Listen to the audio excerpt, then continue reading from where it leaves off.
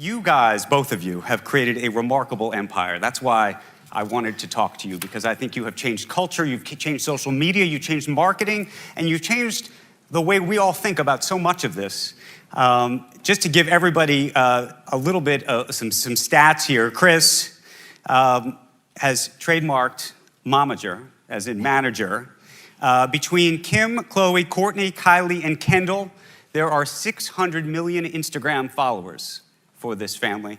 Kylie's business is worth $1 billion. You just started Skims, and I'm told sold $2 million of product in literally the first couple of minutes of it going live. And it's just an extraordinary thing that has happened over these past close to 20 years that so many of us have watched you grow up, frankly, on TV and now social media. And so where I wanted to start with you in terms of how you've built this, and it's not just you've done it once, you've done it now many, many times as the momager of this family, and with so many of the things that you've been doing, is what the plan was, or was there ever a plan for this to happen? Well, I think, I think it's important to remember that when we first got started and started filming our show back in the early 2000s, there was barely Twitter. And I remember Ryan Seacrest calling me up and saying, you got to tell Kim about this little thing called Twitter, because she might find it really helpful and, some business stuff. And Kim really was the first one in my family that really taught the rest of us how to navigate that platform, and then all the other ones that were out at the time. And we were my kids were barely off this thing called a two-way that was the phone and pagers and all this other stuff. And it was so funny because technology was happening so fast. So when we first started and we realized that the show was going to be a success, that was basically the foundation for everything else that we were able to do.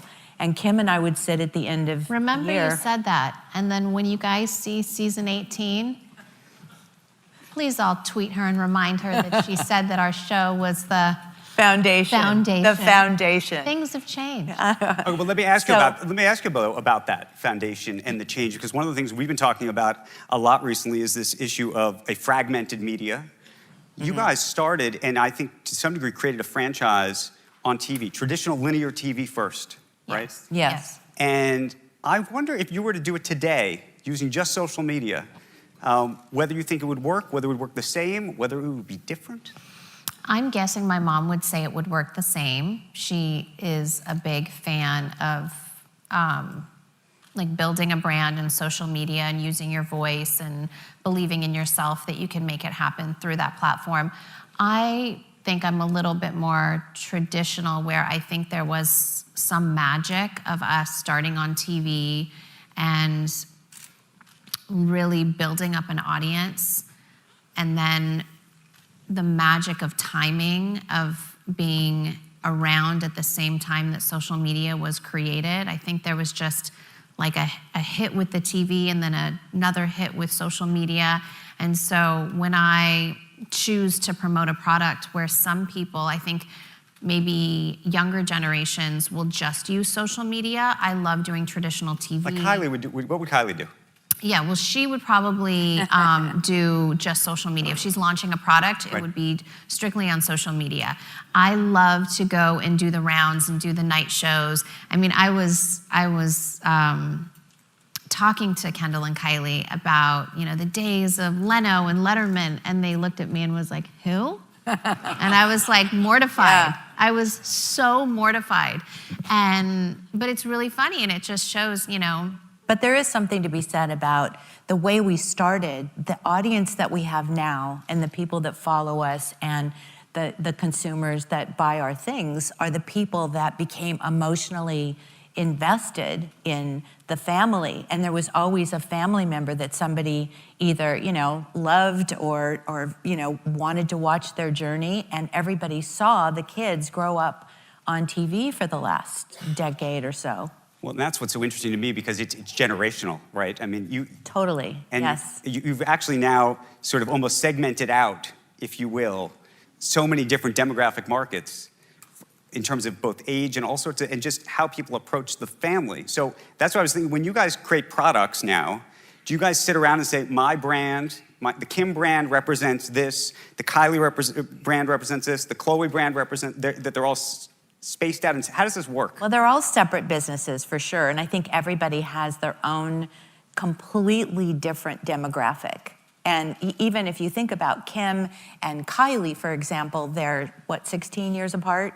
And that's 17, that's two different generations, basically. And so I think that we do examine, and I treat it like an absolute CEO or COO of the family brand, because we have so much incoming and things to choose from, and banks and... But they're all very separate as well. Yeah, I don't separate. sit and discuss with Chloe or Courtney.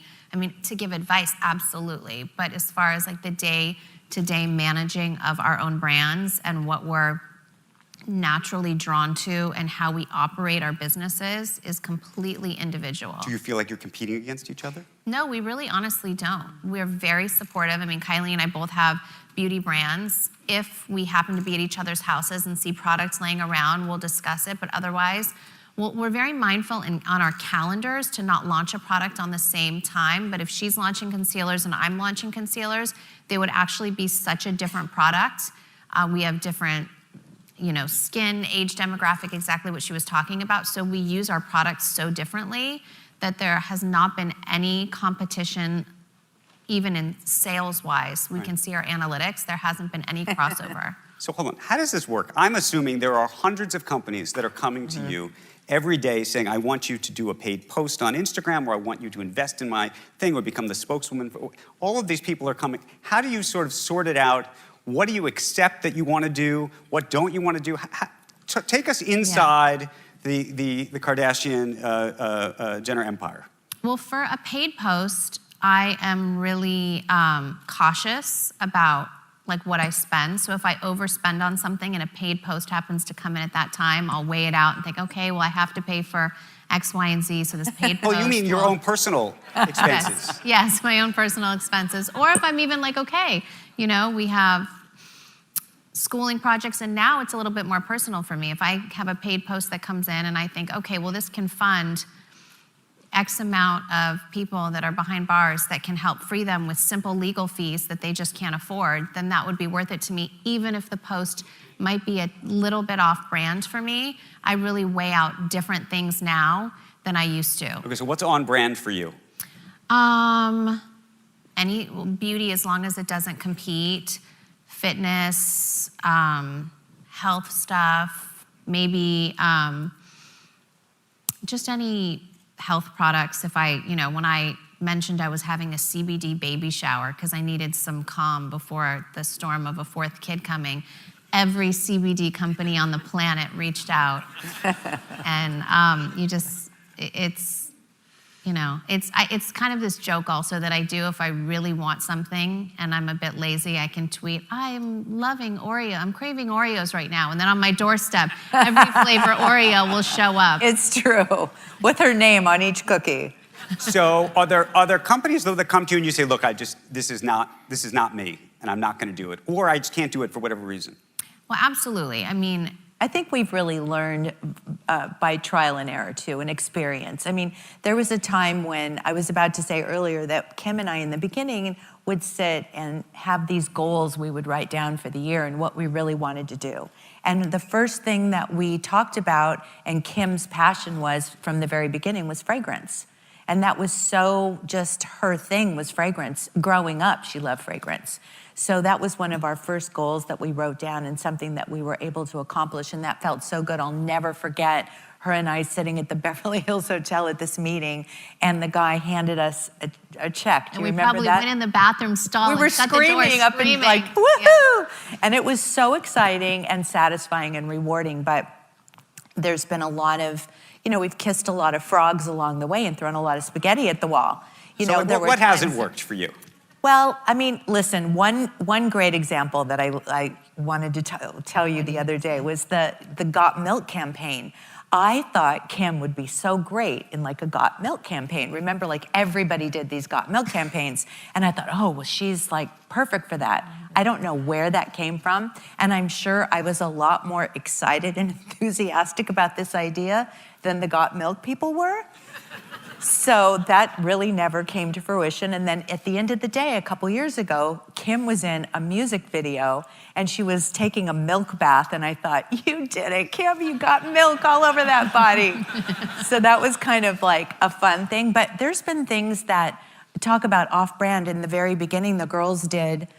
We did everything. We Quick did trim. everything from, Remember Quick Trim? And we at the end of the did day, you really just wanted to be cupcakes. curvy. We Exactly. did everything you could possibly imagine. If someone came to us with a product, we were just so excited that they were interested, that we would do things that were really off-brand. And I think that even that stage in our life, I look back and think that was such a learning, growing process for us. And I feel like in the last few years, I finally found my voice on what to say no to, what to really stand up for, how to really focus in. There could be amazing deals that come our way, financially, on brand, everything, fits my criteria. But if there's just no time, like now I feel like there's a power in saying no and having a little bit of time, for my family and self and everything else. Well, you have to really have a the balancing bandwidth act. to be able to put that kind of energy and time and creativity into a brand or an idea that somebody wants you to be a part of. And if if she's signing up for something that she's never going to have time to do, it's only going to be a disservice to everyone. So how does this work, though? So does somebody call you and say, I will pay you X amount of money for a post? What's the market? What's the market right now for an Instagram post? Well, I don't ever talk money. I think that what we do have is, I started to say earlier, is this great incoming of offers and deals that come through, whether it's a private equity, a brand, a VC, a bank. There's just so much coming in that my kids all have to be their own CEO. I might act as the CEO of a bigger picture and just weigh each thing that comes in. I will say a cute story since my husband's here. So there was a fast fashion brand, a few of them, and they would knock off Yeezy all the time. His color palette designs. And so this fast fashion brand offered me $1 million for an Instagram post.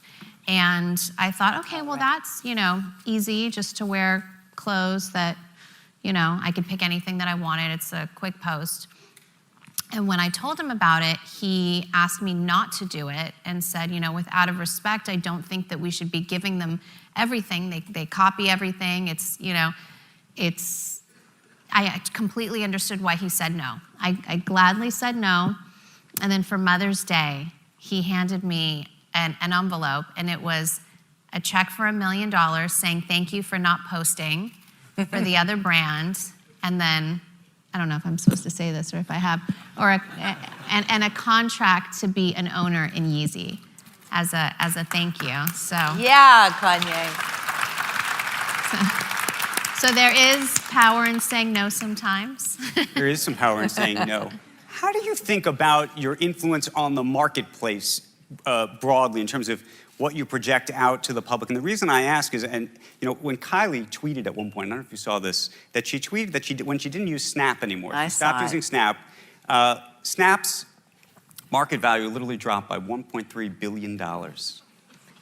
So how much? Oops. I mean, more than oops, though. But so when you post or when you speak, it's hard to sometimes probably remember who you are to some degree and what the influence is. Yeah, this is always something that I struggle with, because I believe that people should be themselves. Even if it's not what you agree with, even if it's not your beliefs and values, I believe in being yourself. And so when you start thinking about how you have to censor yourself so much, because it could, I personally might not say bad things about people unless I'm provoked and I have to stand up for, family. But generally, I try not to talk about like other brands. If I didn't like a particular ice cream or something, that I feel like could hurt a brand, I just kind of stay away from it. It's a big responsibility. However, I do believe that people should speak freely, and if that's not what Kylie was doing and that was authentic to her, then I don't think that there's something wrong with that. but I struggle with that because it's like I always really do care about people's feelings, and I'm really compassionate about a headline like that. I would feel bad about it, but you also just have to be yourself at the same time. How much do you think about your brand and his brand? And I'm looking at Kanye right now in terms of how you guys work together. And I know that you were part of really actually remaking the way Skims actually turned out. Yeah, I mean, our brands, we respectfully let each other have our own voices in our own brands and create our own brands, but we're very much together in every last decision and detail that we make. So like for Skims, you know, he drew the logo. Our packaging was one way, and I thought it looked amazing. And then he walked in and had about a 2-hour conversation with my whole Skims team about why it was not so amazing. But it was really inspiring, and really, when you look back, it was really trendy, the old packaging, and I would have been sick of it by now. And he really gave us like amazing advice on how we want it to be classic and timeless, and all the packaging that the team was bringing us of other products in the marketplace, they were saying, isn't this better than that? And Kanye's main advice was, why don't you go get packaging that you think is the best of all time? It doesn't have to even be in the marketplace, but any product, and you should strive to be on that level. Why are you striving to be better than the worst? And it really clicked to the whole team. We all went back to work, and he picked like our photographers, was involved in the castings for the models for Skims, and colorways, I mean, everything you could think of. So we really are, he's like my ghost stylist and my ghost creative director, and it's amazing to have someone that you really respect and value their creative opinion. What do you think about your impact on culture? And the reason I say the impact on culture is there is a sense, and social media has been a big part of it, but I think a lot of people have looked at you and your family as role models in many ways, where everything is now just exposed. You put it all out there, and there's something very authentic about that, but I think there's also people, especially of different age groups, who have misgivings about that and sort of where the line is for privacy and how much to really share or to overshare. Well, I think from the beginning, one of the things that we said to ourselves was we wanted to have a successful show. If we were going to do this and put ourselves out there, then we really needed to do that. And so we said, let's just show everything and just be ourselves. And Cut to, guys. Remember that episode I'm talking about? There better be audio for this, because I need this on a loop to play this back to her. Oh my God, I'm when gonna this get episode comes out. So. Okay, I had a bad week a couple weeks ago. Just remember that too, okay, guys? Few months. Yeah, so this is gonna turn into a family feud. So in the beginning, and that's, I think, was this whole thing is the perfect storm. I think being able to work with the family and having everybody on board, but all at the same time willing to show, the good, the bad, and the ugly.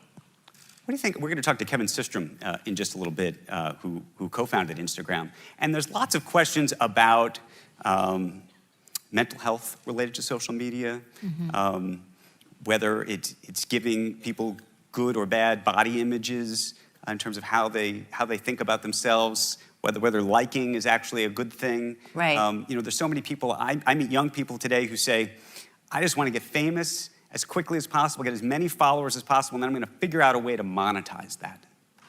And nobody has a plan B. That's the problem, is if you really put all of your eggs in this basket, I tell everybody that I speak to is you really have to have something to hang your hat on and create something for yourself that's sustainable and a business that can grow. It's just not about being famous. For us, we happen to be lucky enough and blessed enough to have a show, and that kind of started everything else. Okay, don't say it again.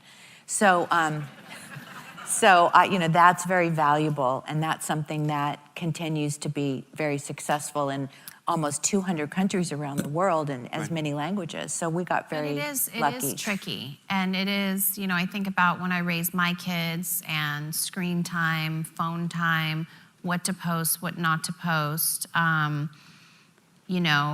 Even posting things in real time, I learned from a bad experience that I had when I was robbed, that people really knew my every move. They knew what I had, they knew where I was, what I was doing, you know, and that to me really changed maybe the things that I post. And I still want people to feel like they're along that journey with me, but I might video something and then post it like 30 minutes later when I've left the location, more for privacy. Right. But as far as mental health, I mean, it's something that, you know, I think taking the likes away and taking that aspect away from it would be really beneficial for people.